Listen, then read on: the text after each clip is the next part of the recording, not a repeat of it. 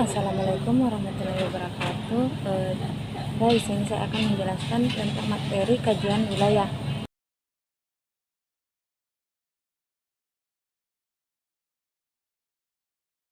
Itu wilayah dan perwilayahan.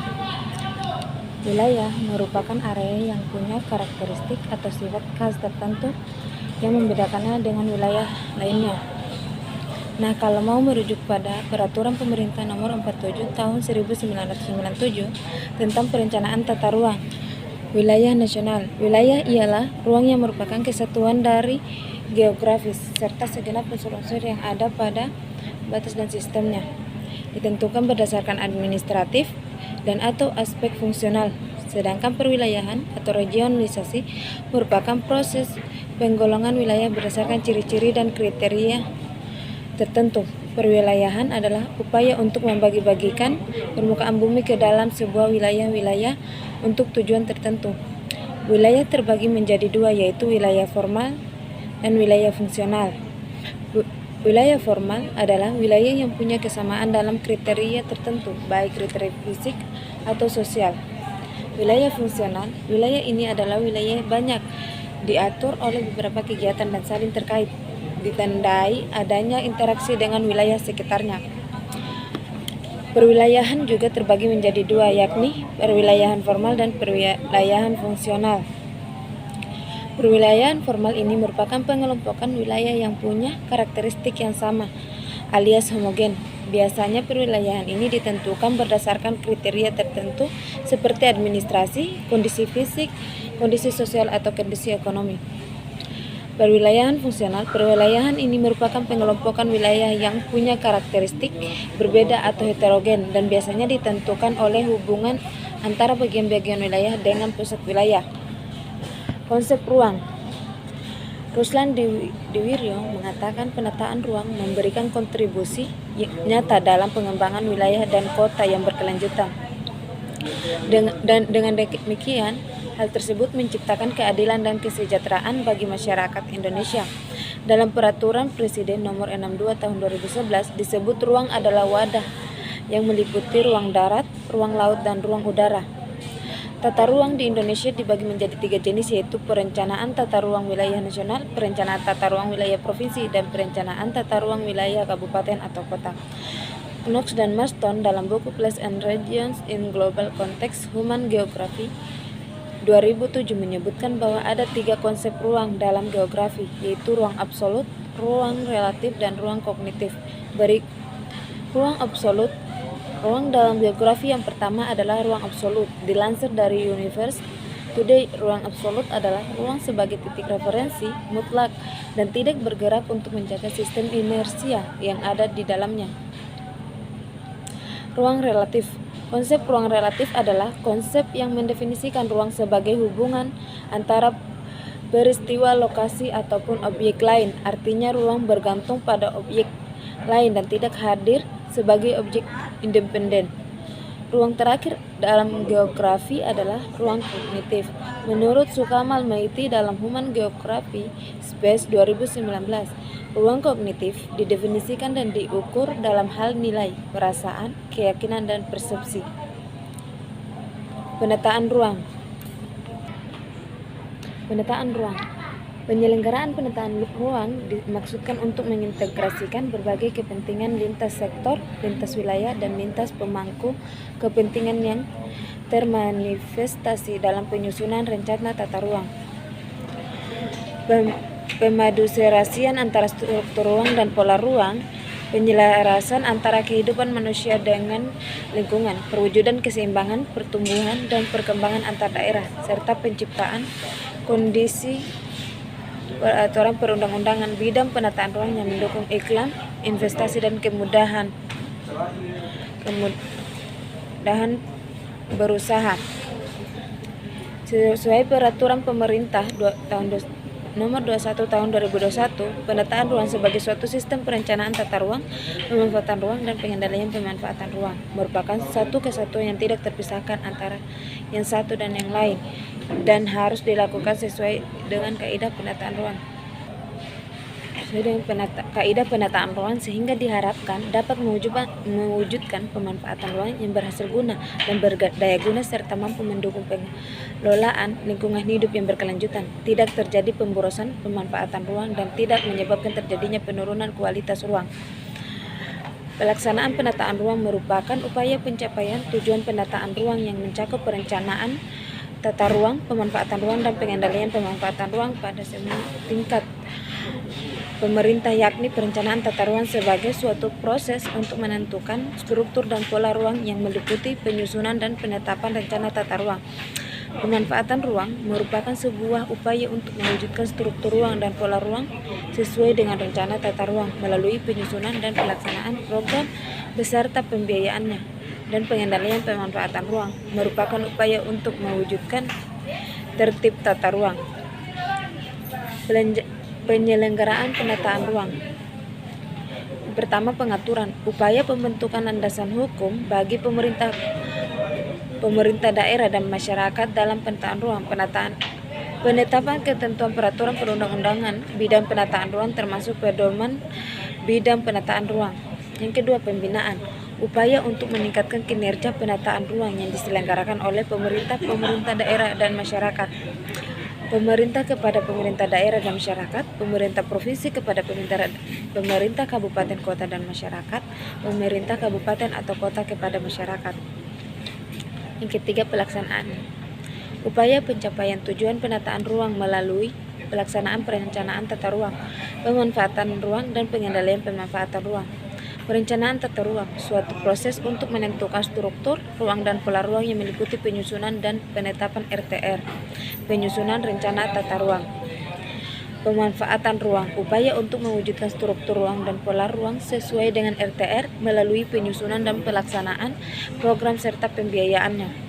Pelaksanaan program pemanfaatan ruang beserta pembiayaannya.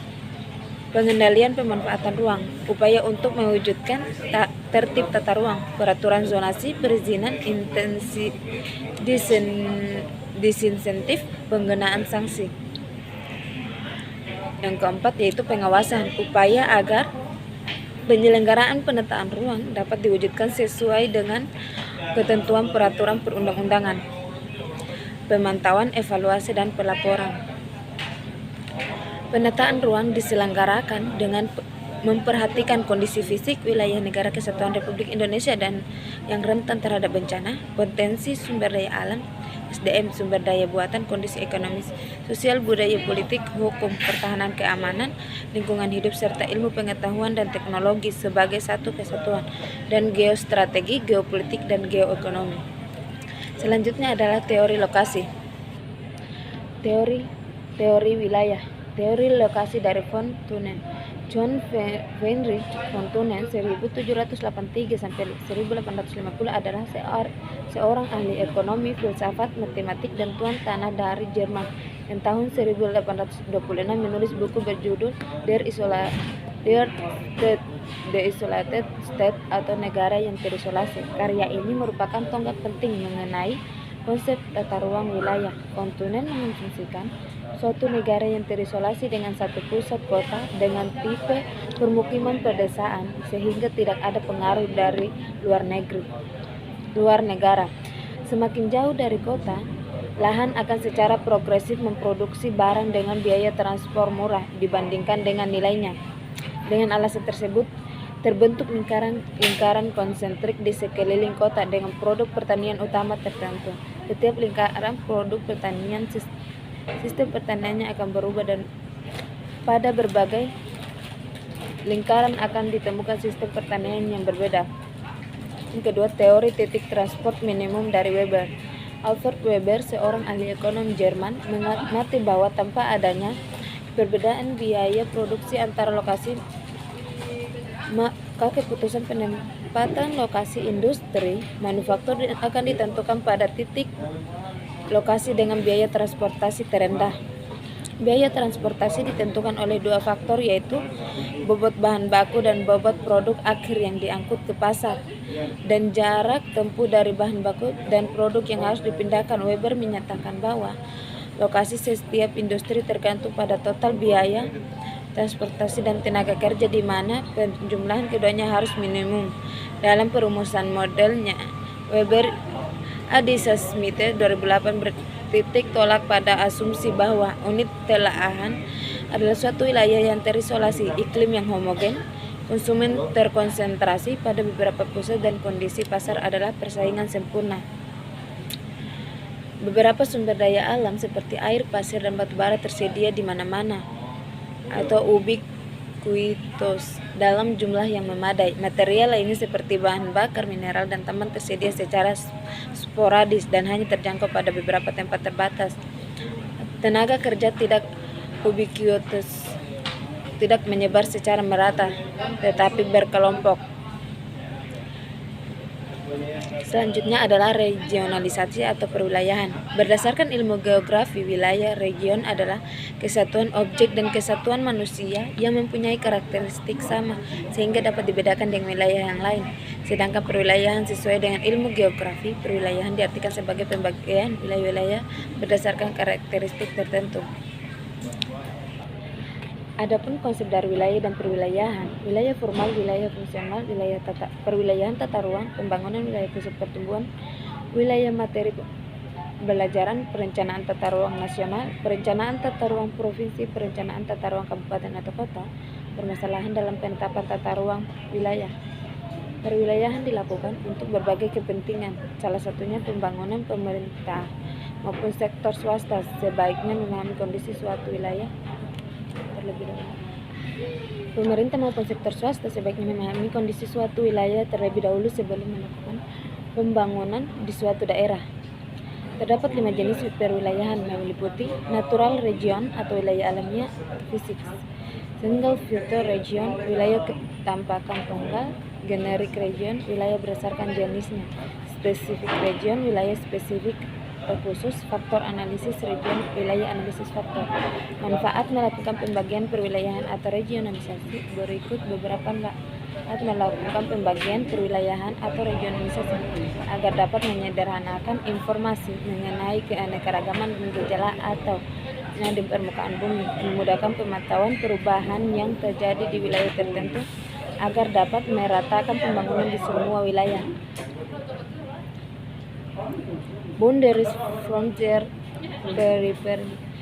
Teori pembatasan menurut Karl Haushofer berhubungan dengan perluasan wilayah. Karl Haushofer, penemu teori geopolitik tahun 1889, mengemukakan gagasannya yang berhubungan antara politik dan geografi, melahirkan konsep kebenaran atau living space. Konsep geopolitik Lebensraum, living space atau tempat tinggal, dikenal luas di Jerman beberapa dekade sebelum kekuasaan Hitler di Bavaria.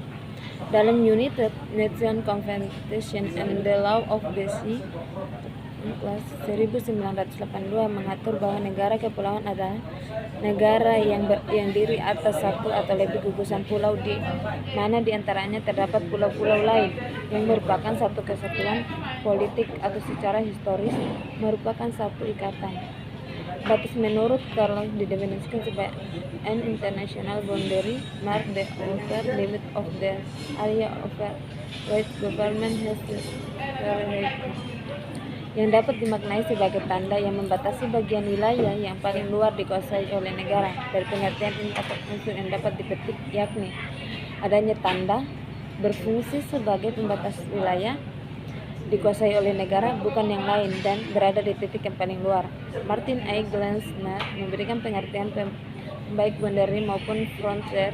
Boundary tampak pada peta sebagai garis-garis tipis yang memadai batas kedaulatan suatu negara. Sebenarnya boundary bukan garis, melainkan sebuah bidang tegak lurus yang memotong daratan yang bawah tanah dari kedua negara berdekatan. Bidang ini tampak pada permukaan bumi karena memotong permukaan dan ditandai pada tempat-tempat yang dilewati. Sekian penjelasan dari saya.